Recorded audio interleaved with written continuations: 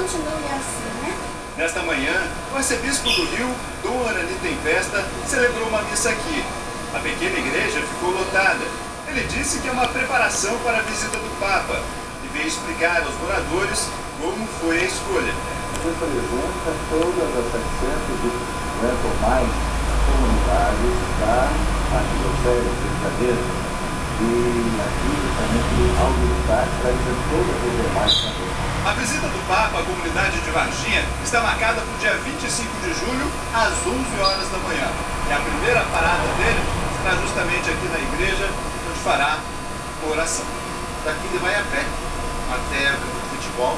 Pelo caminho, se ele quiser entrar numa casa, ficar à vontade diante dele, evidentemente, vai. Quem já está preparado para receber o Papa é o mascote da Jornada Mundial da Juventude, um simpático anjinho de malas prontas para vir ao Rio. Essa comunidade merecia de verdade. O padre da igreja diz que o Papa vai conhecer a comunidade como ela é.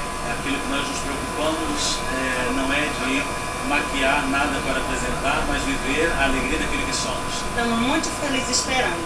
Nem vou dormir.